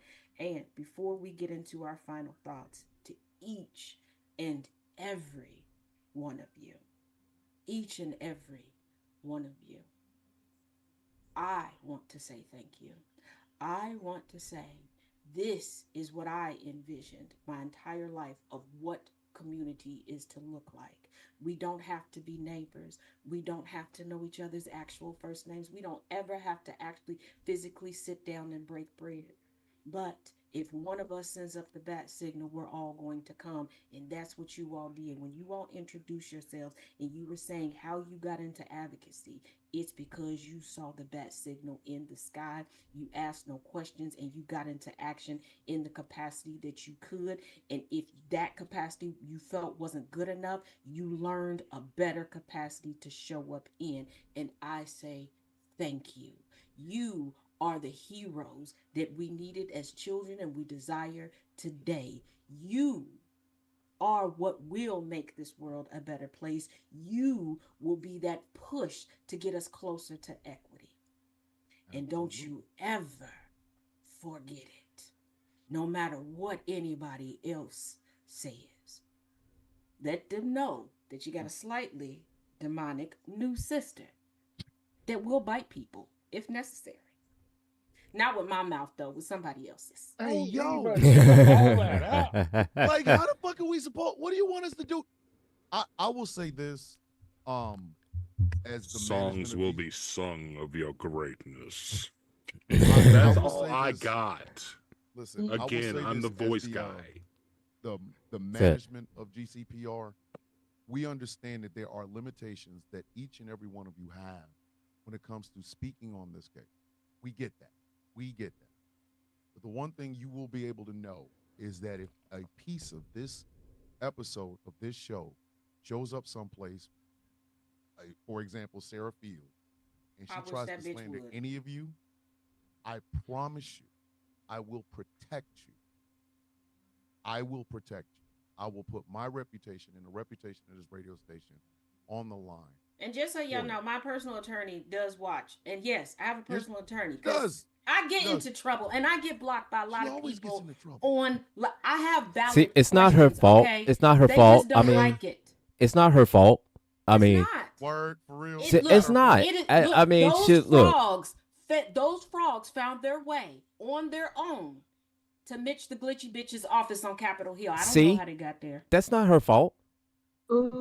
That's not her fault. Ain't And nobody, Sean nobody can blame her for that. That's bitch not her fault. Hannity, that's not my fault that he got a problem with me. And Alex Jones, that was a little bit my fault. Yo. But No, see, no, again, his still, ex-wife, no, his see, again, ex-wife no, said no, that I could no, say it. no, His see, ex-wife again, said that I could say it. no, see, was a then, again, whole that's lot not of your my fault. fault. That's not your fault either, Taz. Just because Alex Jones is sensitive, that's not your fault. He is I very really sensitive. want y'all to And understand. We getting have put into somebody- on timeout by we have a whole somebody country in here. Africa was Yes. it was a bad translation. Do you I really thought understand that the you name have- See? That was a you have translation beef with issue. fucking It was a Alex miscommunication. Jones. Yeah. I haven't even listen. What we've I got haven't here is met a an failure Alex to late. communicate. Literally, I'm reading a comic book with Lex Luthor, and that's his first name is Alexander. You are That's- fighting with Alex fucking Jones. Yeah, that's why the one dude that owns a comic book company made me a villain in his comic book. Lord have mercy. But as our lovely news core co-host alluded to, we like to do a thing called final thoughts, which is basically just the thoughts that you give out briefly for people who need to hear them or what have you during the week. And with a cast of this magnitude, we will have to do final thoughts a little bit early. Just to Yeah, make and sure first of all, everybody to gets the in. to the fans, to my heathens, yes, y'all, my followers are called heathens. Yes, the frogs had Jarvis. That's how they got there. And Go Snapper, yes, they can't handle the questions. That's why they blocked me. Minus Gail King, she blocked me because I said that she was an overtanned white bitch. I mean, Where was the lie? Do you mean to tell me? I mean, that I mean, that- that I'm on the Villains View. I mean, with you, she's- and then you're all not of a wrong. sudden I got to worry about Gail King going to ham on me. See, you are Yeah. ruining my Oscar chance. I mean, bro, she's not I mean, wrong. it's Gail King. There You are goes that ruining my EGOT. Oscar chance. Said, Right there. It's Gail King. The only thing Bruh. that she's good for is There Muff goes Dive your and EGOT, Oprah. my Like, friend. said, Yo. bruh, she's not wrong. I mean, she's Just not 'cause she's wrong. not wrong doesn't mean she shouldn't say it. Like, hey, oh, my we bad. thought that. I- We thought that, but oh, you know, all right, like, hey, yo, You fair. said take risks. and we got kicked off of TikTok. Yeah, Oh, Do you? my bad. First of all, you said go big or go home yesterday. I did That's what say you I said. did say that yesterday. I did tell y'all we need to go big or go home, but I didn't realize we were gonna I, go I home. didn't. Said You know what I mean? Like, he had a certain Final thoughts. T. Nathan gonna be waiting on us. he had a certain boundary in mind. yes, I did. All right, so as I alluded to, we like to do a thing called final thoughts. With a cast this big, we're going to go ahead and start around the horn. I will call a name, and then you just give us your final thoughts. So we will start with Miss Tiffany Billions. Final thought. Thank you so much for having us. And Taz, we're definitely going to take you up on your offer. I'll reach back out to Jess and let her know that. My heart is I've been touched by the children, by the young people and their questions. How do we stay protected? And I'm going to fight even harder, right? I've been fighting hard, and it does get tiring. And sometimes it does feel like you need someone to pour into you. But as I was telling the activists today, sometimes you just need to take a break, even if it's for a day or two, and come back to it because we'll be here fighting. And so my final thoughts is that at the end of the day, I need to make sure that my descendants and your descendants have equal protection under the law, and that what goes for the white man goes for the black man, and that we are all treated equally. And I'm here for that. I'm here until the end for that. Until I take my last breath, I'll fight. I'll fight for it. I love that. I absolutely love that. Miss Lena, final thoughts. Thank you, and thank you all for having me. My final thought is this: silence helps no one, but holding Frisco or the city of Frisco and Collin County accountable will help Carmelo in this case. Justice only works when we're willing to do the work, we're willing to fight and ask the hard questions and speak up about it.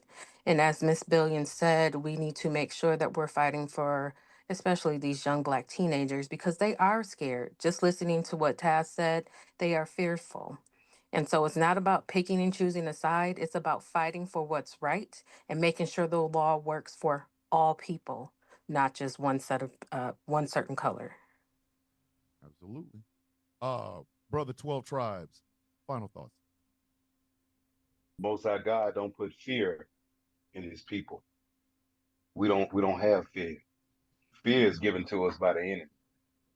So everybody that's within an earshot of what I'm saying, if you are a part of that, you understand what I'm saying. So don't be afraid, because it could be your son tomorrow. It could be your daughter tomorrow. And you're going to wish and you're going to pray and you're going to hope that you have someone or people like you have on this panel right here that we advocating for you, that'll be fighting for you. We got to stick together. That's our problem. Unity. And they understand that. These people understand that. United we stand, divided we fall. You're only as strong as your weakest link. We have to learn to stay together. We have to stick together. Stop all the bullshit. Stop all of the, the shit he say, she say, and all of that. We got to fight for this kid right here, because this is precedent. This kid, this is going to be able to show whether or not your child that has brown melanin in his skin will be able, just like I think Taz asked those questions.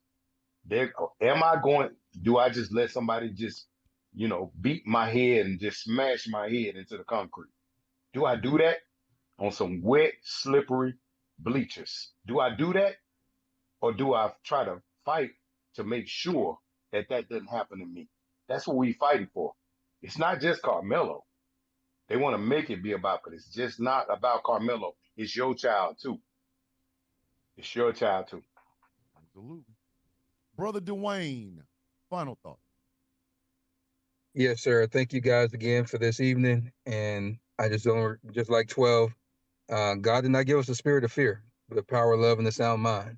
And we do have to remind our youngsters that they have to get home, do everything you have to do to get home, because you have a community behind you. And once you get home, we will make sure your parents are okay.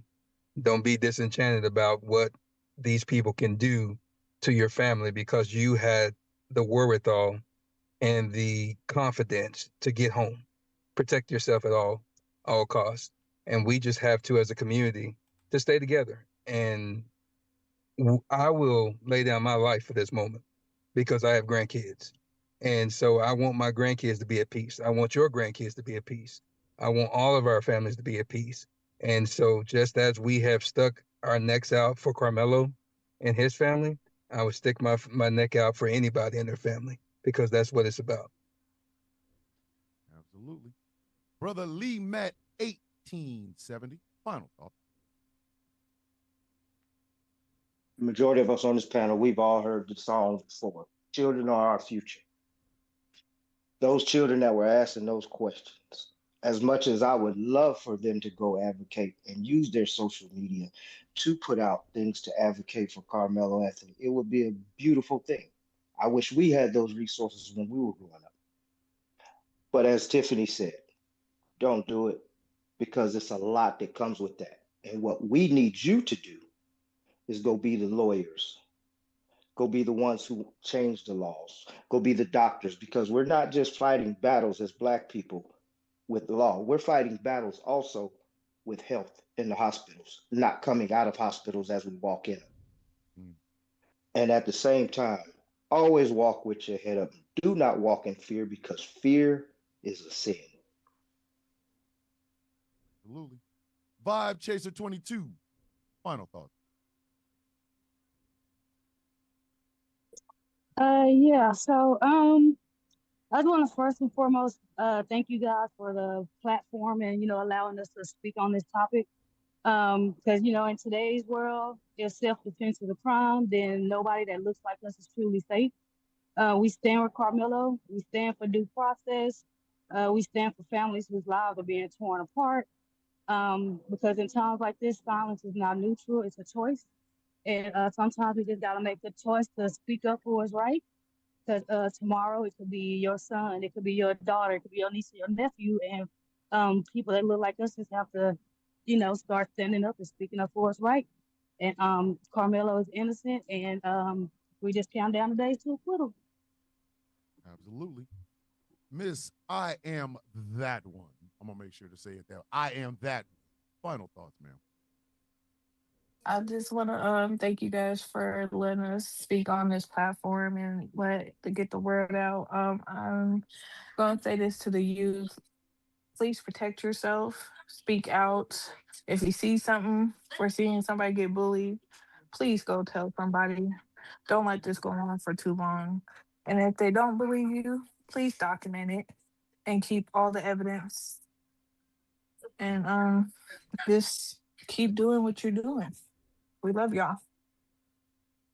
Works. Erica 92. Final thought.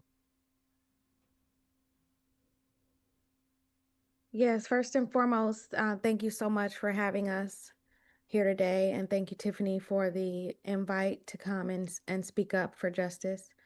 When you read about the children, it really touched me. And, because I am a mother, of a teenage son. And so I stand here as a mother, but also as a citizen who believes deeply in the promise of this country and the protections guaranteed by our Constitution. And if they don't want to give them to us, I'm here to take them. Miss Yoli is No, actually driving. she's driving, so we will. Chirac Evil Queen. Final thoughts, Villa, my friend, I thank you, Chad, you as well, and Gambit and Angry. I love you guys. So thank you all for this platform. In the words of Chairman Fran Hampton, I am a revolutionary and I am also a mother of a young Black queen. So I stand with this family and those children that you spoke of. And I say that we are honored to serve you guys, and we are going to make sure that we protect you because self-defense is not a crime, and our children should not be in fear to defend themselves as the other races do. So I do thank you all for this platform, and we will continue to advocate for all these children. And thank you, Miss Tiffany Billions, for teaching us how to be advocates and advocate for our children. So most definitely, Villain. And as you know, I'll see you all tomorrow for the Sound of Call. Absolutely. Definitely. Miss Jenny? Jenny, final thoughts.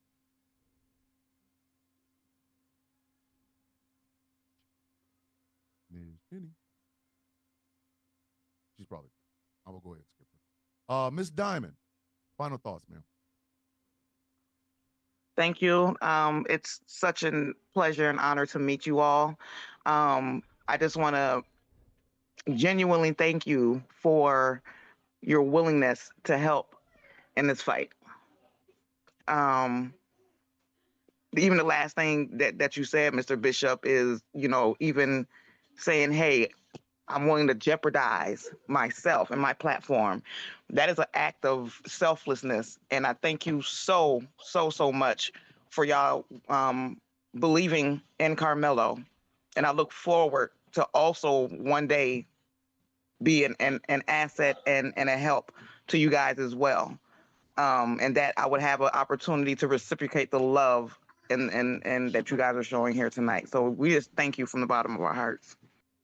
Thank you, ma'am. Royal Wade, final thoughts, brother.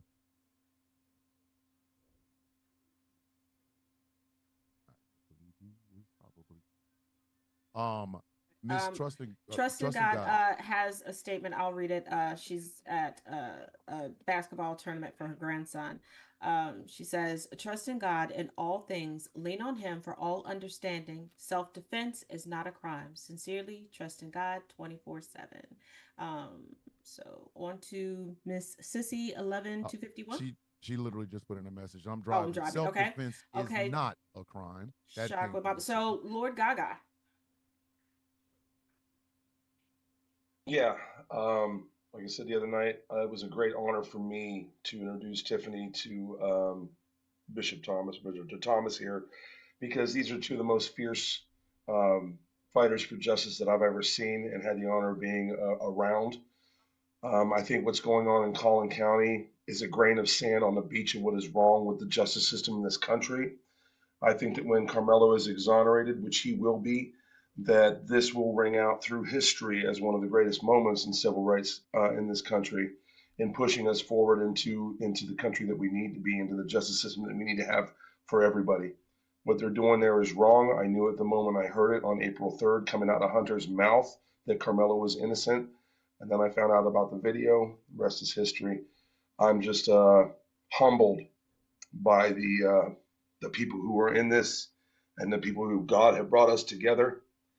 For this very reason, I would have known none of these people were it not for the tragedy that befell Carmelo. And I will fight till my last breath to make sure that kid walks, and it doesn't stop there. Absolutely. Prophet Dewan, final thoughts, sir. How you doing, brother? I'm actually going to came up for this one. I just wanted to say before I preface my statement by saying I apologize for what happened earlier. I came to your podcast and showed my butt, and especially with an invite from Tiffany, it means a lot that I apologize to you. You were actually a part of my radicalization circa 2020. You, like she said, is one of the fiercest fighters I've ever seen. I apologize for disrespecting your platform. But I say this to every child that listened to every man and woman, right? There are laws for Black Americans that need to be recodified, like our right to vote. Our right to self-defense is not one of them. It is not one of them, right? What Carmelo Anthony did on that day is refuse to be swallowed by the beast that is white supremacy, a beast that we continue to fight, advocating for him right now. And I want to make this clear because you have your slogans, right? T Nation has his, Consciously has his, here's mine. Identification is not victimization. It is not, it never will be, right? I don't ask you to be fearless. I ask you to walk with courage because I am here, right? Thomas is here. In every corner of America, there are advocates right? Yep. Do not walk with fear. Stand with courage, because there is nothing that has been given to us as Black Americans. Everything we have ever gotten, we have taken through political means, power of protest, the power of our voices, whatever it be, right? And everything we have taken has been earned 10 times over before we've done so. So never let somebody else, especially so, I hate to say them, right? But we all know what I mean. Never let them and their propensity to make you feel afraid stop you from doing what's actionable. Because standing proudly is one of the best things you can do in the face of a beast that wants to hold you down. Your pride, your voice, your passion, even if you're not an advocate yourself, are things that stand to the system and say, we will not stand for you. I will not kneel to you. I will not bend to you. So I ask the young men and women that listen here tonight not to walk in fear, but to hold our hands and stand in courage. Because it's not the absence of fear. It's actionable things in the face of it. And that's what activism really is. What am I playing? Thank you, brother. Absolutely. All right. So I flipped a coin and Taz won. She's going for it. So I'm not going first. I'm closing out. Oh no, you don't I'm want me to go out. first. You do not want me to go first. Okay, you I won't trust let me. you go You want first. me to close You go out. to second to last. You go second to last. All right. Gambit. Final thoughts, sir. All right. Well, first and foremost, thank everybody that came on tonight. Thank you for coming by. I know I'm just a silly guy, but I do have a quick little story. I want to swerve back to the bullying component here. One thing that struck with me was the bullying part. I had my fair share of bullies. One in particular, he used to, bully me literally every day, and he would find new and extraordinary fun ways to mess with me. And he did this all through school, all through grade school, and then he went to a different school. And then through high school, we barely acknowledged each other.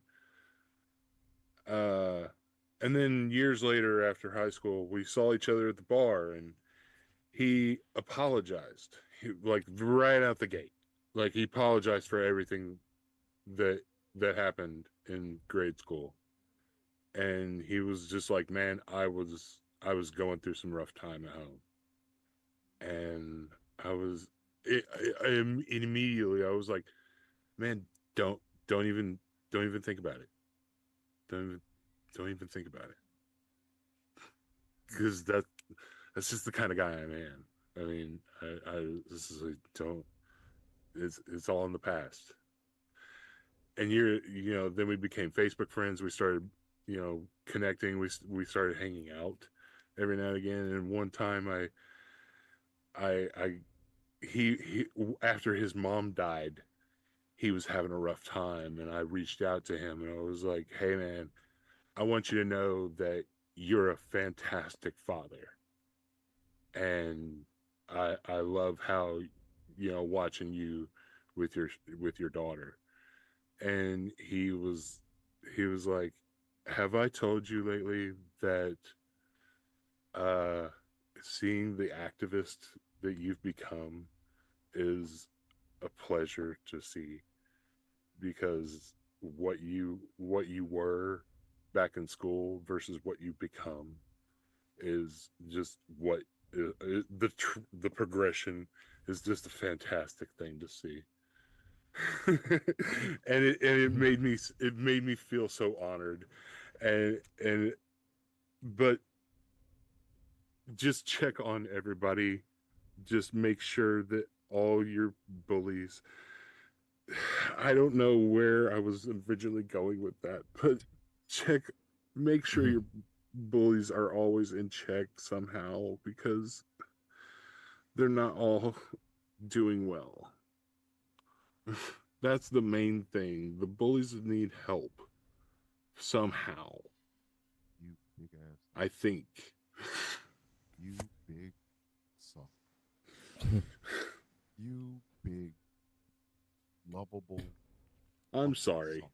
Don't No be sorry. sorry. Do Hell are you not sorry be about? sorry. No. No, man. No, no, no, Look, no, In no, sir. 2026, we must stop apologizing for being human and Yep. for caring because we cannot let this rogue world remove our humanity and make us feel like we have to apologize for being humane. Let's not do that. I ain't apologizing for shit. Mr. Gambit. Not Gambit. Mr. Angry. Yeah, I was gonna say, don't call me. I'm done. Well- Mr. Angry. Final thoughts, sir. Well, first off, I want to thank everybody that showed up tonight. I appreciate you all, coming on, and for those that'll be able to come back for after part 2 with Taz, and then coming back here again. For those that'll be able to come back, be glad to see you here. To kind of piggyback off of Gambit as someone who was also bullied extraordinarily in my youth.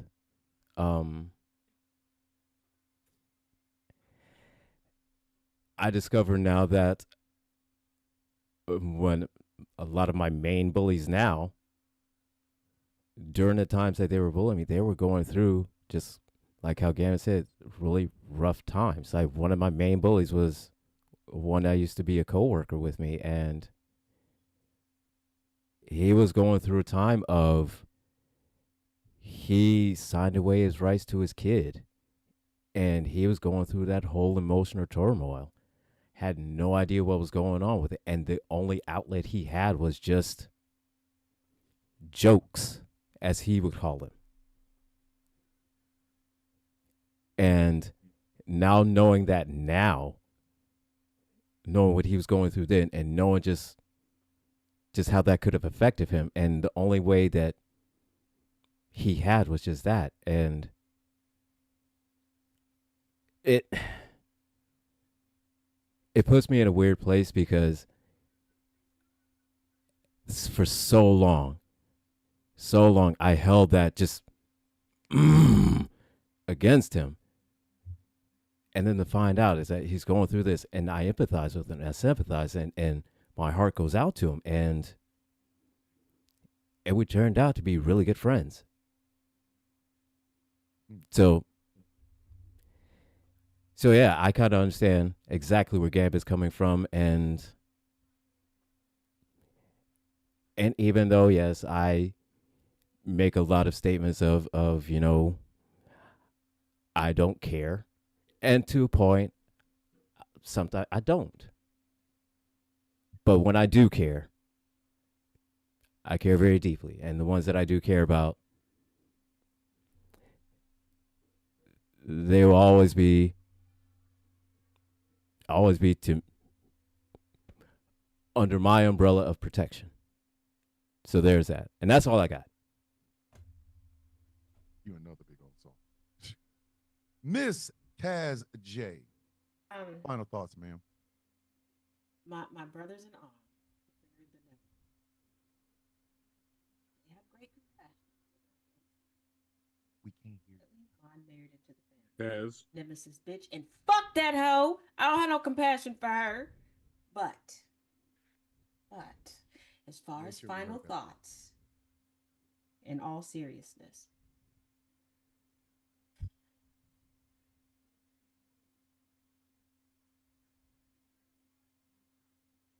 we are told every day and pushed to try to be indoctrinated into believing that there are two subsets that live in the United States.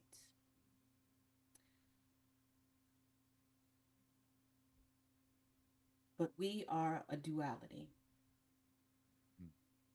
We are also, on a daily basis, told that we don't truly have community as Black people, as women, as men. But we do. And as someone said earlier, that white people unite, white people try to protect one another. They don't really unite. We unite. It's just we tend to unite quietly. But nights like tonight are necessary. So we make that unity loud. That we make it as loud as what crumbled the walls of Jericho.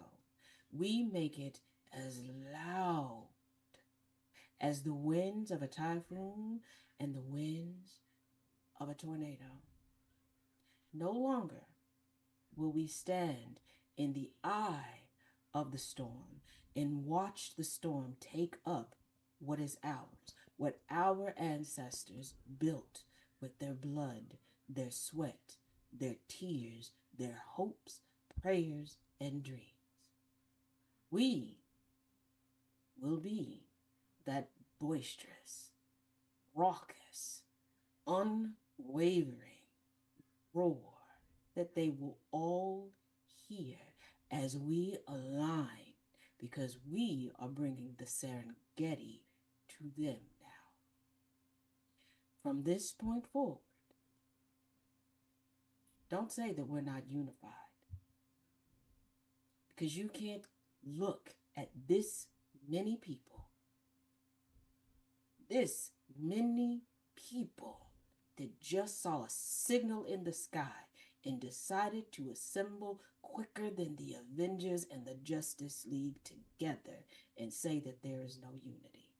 We just have to lift our voices as our anthem says and make sure it rings upon every ear, that from now on, when our names, our community rolls off of their tongues, they quiver, because they know when they look at one of us wrong, they have to deal with the rest of us correcting their vision. And that is my final thought. All right, ladies and gentlemen, and now for my final thoughts. So this is the last serious show. Next week, either we will be off or we will have a preview to the Yankees 2025. So this is the last real serious show that we will do in 2025. And I want to tell you guys something that I told the production people behind GCPR. I said, in 2026, we have to be bold. That means there are going to be stories that need to be told. We need to tell them. There are things that are going on that I want us knee deep involved. There are actions that are going to define what America looks like in 10 years, 20 years, and 30 years, long after my bones are powdered. We need to be a part of it. I sat and I thought about Carmelo. I thought about Rizzy. And I thought about why can't black folks be happy? Why can't we be happy? Why is it that when I'm passionate about something, I'm angry? But a white guy says the exact same thing that I'm saying. He's passionate. Why can't black women walk around with their real hair, their natural hair? Whether it's an afro, whether it's blonde, whether it's cornrows, whatever it is.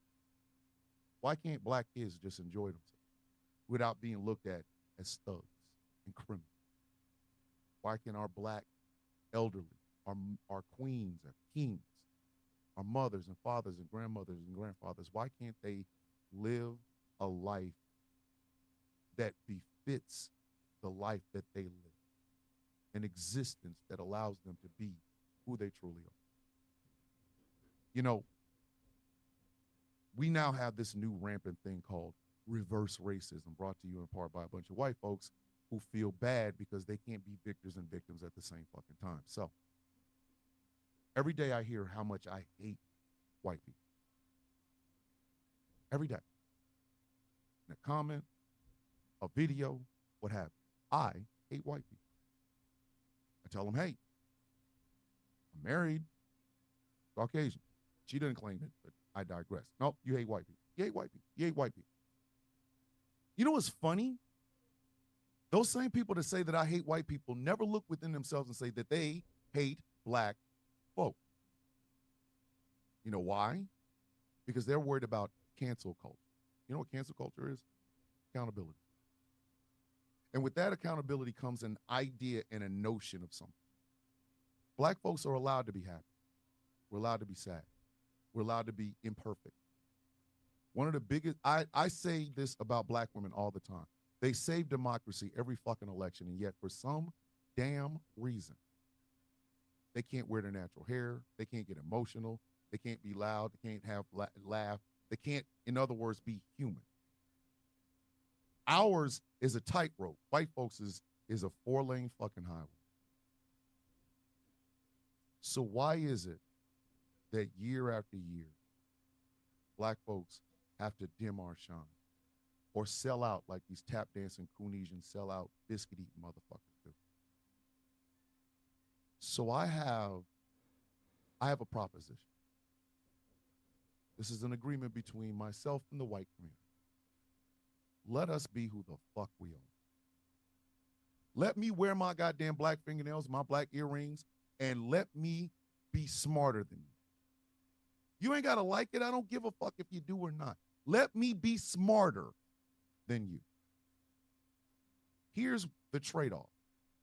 I won't remind you of a time where me saying that, people like you, people that look like you, would have fucked me up, would have put me in a tree, would have killed my mama, killed my daddy, murdered my brother. I won't even mention it. I won't even mention it. Because obviously, there's nothing black folks can fucking do that won't scare you. So let's make an agreement. Let us live our fucking lives. Let us live our lives. Let our children be children. Let them run in the street, run in the fire hydrants. Let them play basketball. Let them lie. Let them get in trouble without having to worry about being fucking expelled at school. Let them be kids. Let our gays and trans and lesbians and non-binary, let them be as happy and as weird as they fucking want. Let our elderly be treated the same way you want your elderly treated. Black veteran, World War II vet. Don't take his name off of nothing. Leave his name alone. He fought for this country. Give him that respect. You see an elderly black woman, that's a queen mother. You don't know what her life has been like. Show her the same grace you would want for your mother. Stop talking about reverse fucking racism. The shit doesn't exist. Let us be us. You do us a favor. Get over yourself. Stop looking and being afraid. Stop waiting for black folks to come up and just take something from you like we want your shit. Stop giving us fucking stereotypes before we walk in the fucking door. You don't know me. Let me get in there before you say something about me. Now I understand this is a pipe dream, the dream of a 12-year-old. It's a kid thinking this. It's a kid. Is it really though? Don't you want peace? Don't you want nobody fucking with you? Don't you want to live your life the way you want to live it? Don't you want to do what it is exactly it is that you do? What the fuck makes us so different? Carmelo Anthony defended himself. But y'all saw a thug. Y'all labeled that boy before the body dropped. Y'all labeled him. He didn't even get a fucking chance. He didn't get a chance to tell his side of the story. He still hasn't. He had to be every fucking boogeyman that you could think up in your head before he was even a fucking suspect. So maybe in 2026, you look at your life realistically and allow us to just fucking live, not as just black folks, but black folk plus. Just give us that. And if you can't, don't fucking ask us why we're so goddamn mad. You already know. With that, ladies and gentlemen, we have come to the end of a magnificent, magnificent show. Magnificent show. I want to thank every single one of you for coming on, sharing your passion for making sure that Carmelo Anthony gets the justice he so richly deserves. And dealing with our crazy. And dealing with the four of us with our nut job asses. And I want to thank you who are watching. T. Nathan, I know you're mad at me. I'm sorry, but bruh, come on now. This many people, you're just gonna have to eat that one. Take 10 extra minutes on the other side, T. Nathan. Yes, you can this. take 10 extra minutes, brother. You can take 10 extra minutes. So for all of you, I want to thank you all. And Taz, Angry, Gambit, once again, the best in the business. I am humbled by being a part of this with you guys.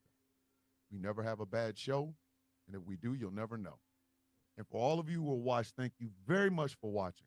Thank you very much for listening. Thank you for keeping the chats alive and moving. Fuck TikTok all day and twice on Sunday as a staff record label and the motherfucking crew. There, boom.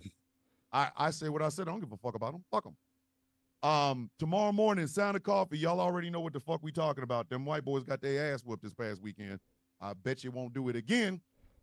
For Taz, for Angry, for Gambit, and for myself, thank you very much for watching. Thank you very much for listening. And we will see you all for the final show. Are we doing a show next week? Yes. Because we gotta get the pregame out for the Yankees. We gotta get the pregame for the Yankees out. Thank you very much for watching. Thank you very much for listening. And we will see you all. Plus, I got a whole outfit for next week. So yeah, we'll be Lord here. Have mercy. 7 whole days. Stay tuned for conversations with T. Nathan on these GCPR airwaves. Ladies and gentlemen, the villains are